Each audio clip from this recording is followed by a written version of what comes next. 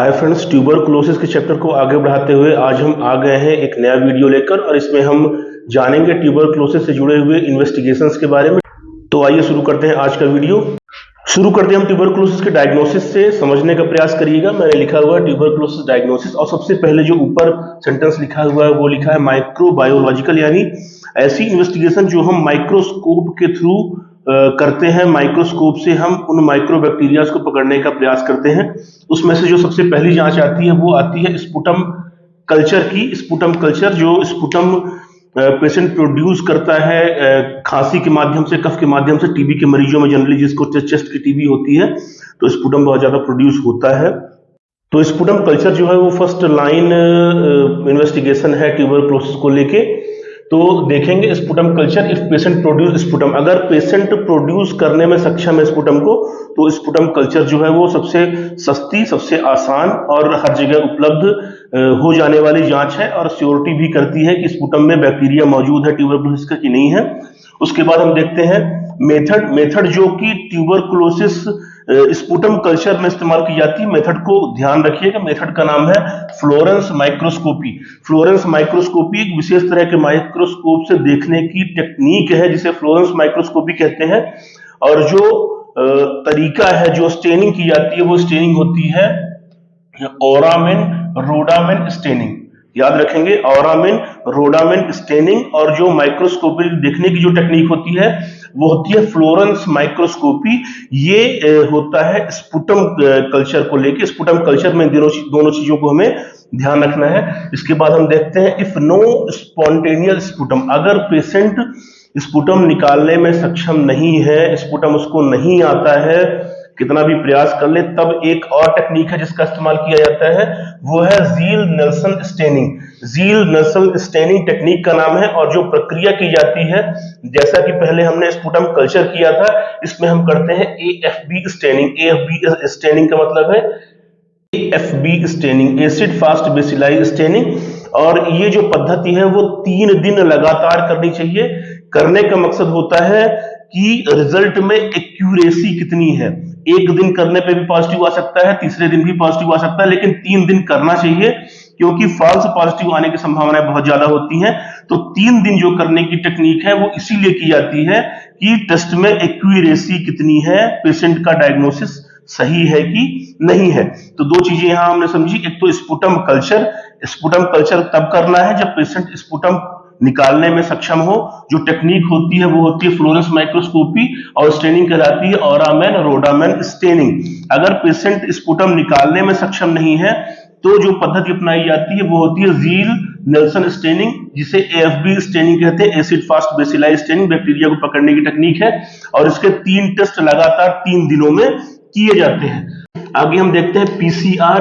PCR का मतलब है पॉलीमरेज चेन रिएक्शन। पीसीआर सभी ने सुना होगा, जब कोविड जिस समय चल रहा था उस समय आरटीपीसीआर की जांच बहुत ज्यादा हुई थी, वही पीसीआर ये भी है। इसे टीबी पीसीआर के नाम से जाना जाता है। पीसीआर का फुल फॉर्म है पॉलीमरेज चेन रिएक्शन।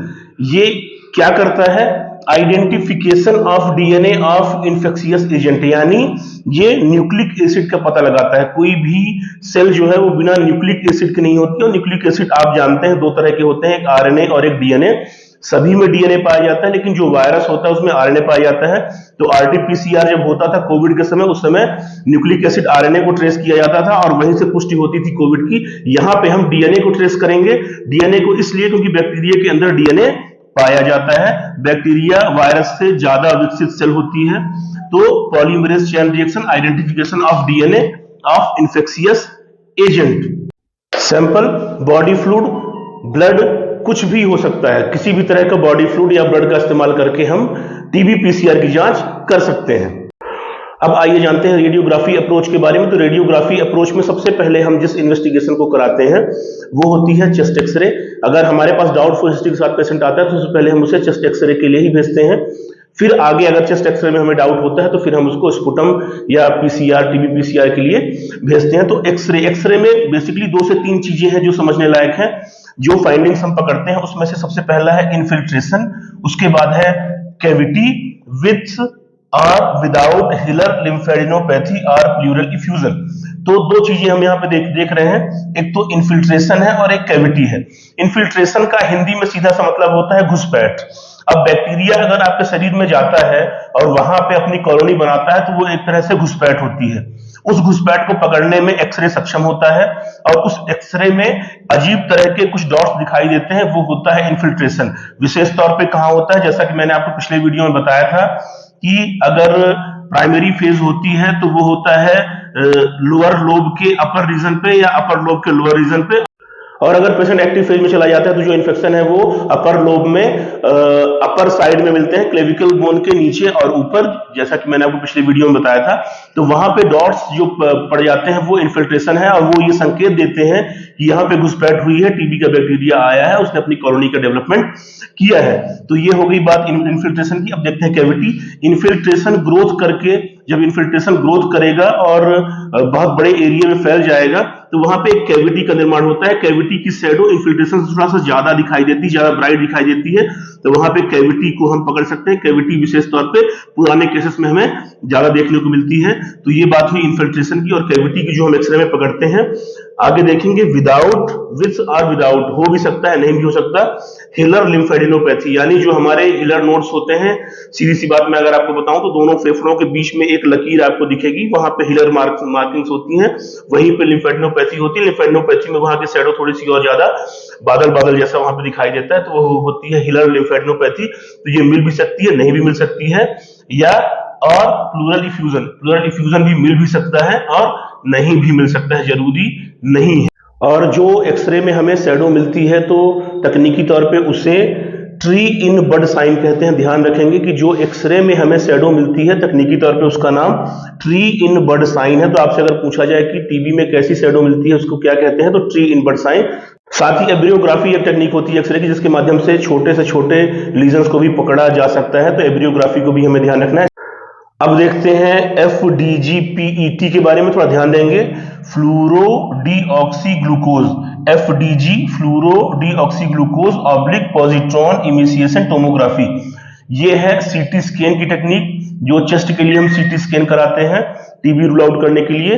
तो FDG-PET जो है वो चेस्ट की सीटी स्कैन है जो टीबी को पकड़ती है। ये इसका फुल फॉर्म है जो आपको मैंने बताया। अगर फुल फॉर्म नहीं भी याद होता तो हमें FDG-PET जांच को ध्यान रखना है एग्जाम पर्पज से। अब हम देखते हैं इम्यूनोलॉजिकल टेस्ट के बारे में। तो इम्यूनोलॉजिकल टेस्ट जो होता है वो होता है ALS। ध्यान रखेंगे, ALS का मतलब होता है एंटीबॉडी फ्रॉम लिम्फोसाइट सिक्रीशन। इसको ट्रेस करके हम टीबी का पता लगा सकते हैं और ये एक रैपिड टेस्ट होता है, ध्यान रखेंगे, ALS-SA। इसके अलावा एक और टेस्ट होता है, वो होता है ट्रांसडर्मल पैच। ये एक एंटीबॉडी से भरा एक पैच होता है जिसको लगा देते हैं और वहां पे एंटीबॉडी एंटीजन रिएक्शन से हम पता लगा सकते हैं कि ट्यूबरकुलोसिस है कि नहीं है। अब हम देखते हैं एक बहुत महत्वपूर्ण टेस्ट जिसे हम मोन्टॉक्स टेस्ट कहते हैं, सबने इसका नाम सुना होगा। ये होता है ट्यूबरकुलिन स्किन टेस्ट। जो प्रॉपर इसका नाम होता है वो होता है ट्यूबरकुलिन स्किन टेस्ट। ये होता है मोन्टॉक्स स्किन टेस्ट, जिसका नाम सभी ने सुना है। क्या होता है, PPD tuberculin.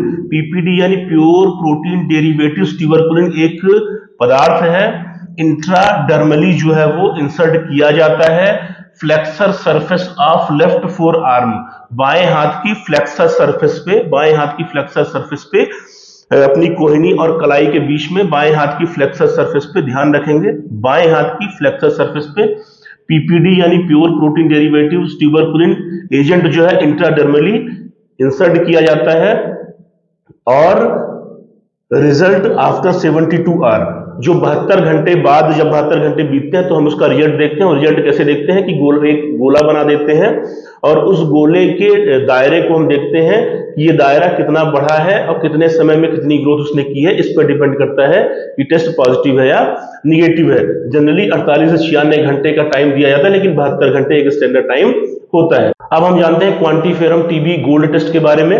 क्वांटिफेरम TB gold test, जिसे इजराज भी कहा जाता है, इजरा टेस्ट का मतलब होता है इंटरफेरॉन गामा रिलीज एसे।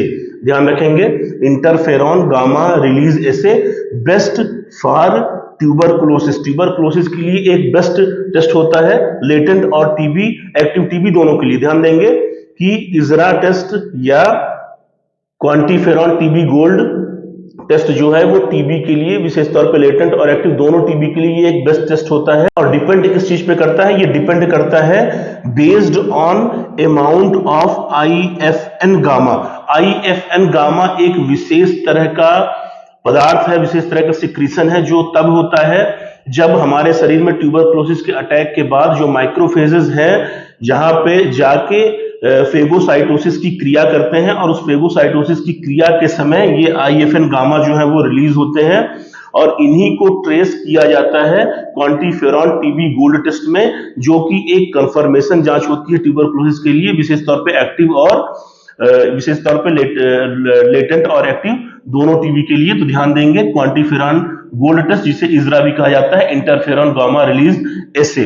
अब इसके बाद हम जानते हैं नॉड टेस्ट के बारे में, जिसे टीबी नॉड टेस्ट भी कहा जाता है। NAAT test nucleic acid amplification test. ध्यान देंगे, नॉड का मतलब है न्यूक्लिक एसिड एम्प्लीफिकेशन टेस्ट। इसके पहले भी मैंने आपको बताया था पीसीआर में भी न्यूक्लिक एसिड को ही पकड़ा जाता है, बैक्टीरिया है तो डीएनए पकड़ में आता है। इसी तरह नॉड टेस्ट है न्यूक्लिक एसिड एम्प्लीफिकेशन टेस्ट, इसमें भी न्यूक्लिक एसिड यानी ऐसा पदार्थ जो कि अनुवांशिक गुणों को एक पीढ़ी से दूसरी पीढ़ी में ले जाता है। तो बैक्टीरिया में अपन जानते हैं कि डीएनए जो है वो न्यूक्लिक एसिड के रूप में मौजूद होता है।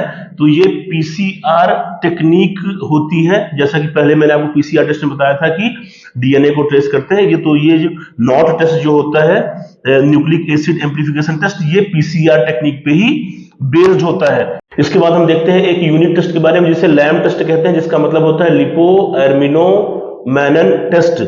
लिपो एर्मिनोमैनन टेस्ट ये एक यूरिन टेस्ट होता है, और खास तौर पे यूरोजेनाइटल टीबी के लिए बहुत महत्वपूर्ण होता है। तो अगर हमसे कहीं किसी ने सवाल किया कि टीबी के लिए यूरिन टेस्ट कौन सा होता है, तो हमें भले फुल फॉर्म ना याद रहे, लेकिन इसका शॉर्ट नेम जो है लैम, वो हमें हमेशा याद रखना है। लैम हमें याद रहना चाहिए। लैम का मतलब होता है लिपो एर्मिनोमैनन टेस्ट, जो कि एक यूरिन टेस्ट है टीबी के लिए। और अब जानते हैं कि यूनिक टेस्ट के बारे में, जिसे कहते हैं ट्रेंड रैट टेस्ट। ट्रेंड रैट टेस्ट जो है वो इंडिया में नहीं अपनाया जाता। ये तंजानिया यूनिवर्सिटी की खोज है। तंजानिया यूनिवर्सिटी ने सन 2000 के आसपास इसकी खोज की थी। इसमें कुछ ट्रेंड चूहों को ट्रेंड किया जाता है, और वो ट्रेंड चूहे जो है वो रोगी को आइडेंटिफिकेशन करने में सक्षम होते हैं। अगर 10-12 लोगों को एक साथ बैठा दिया जाए और उसमें किसी एक को अगर टीबी है, तो 100 चूहों में से 60 से 65 चूहे जो है वो इन्फेक्टेड मरीज के आसपास जाके घूमने लगते हैं। तो इससे ये अंदाजा लगा लिया जाता है कि किस मरीज को टीबी है, या टीबी वाले मरीज के कफ या किसी पार्टिकल को जो है वो रख दिया जाए, तो 60 से 65% जो चूहे होते हैं वो उस कफ के पास, उस पार्टिकल के पास जाके घूमने लगेंगे। तो ये ट्रेंड रैट टेस्ट है, जो तंजानिया यूनिवर्सिटी की खोज है।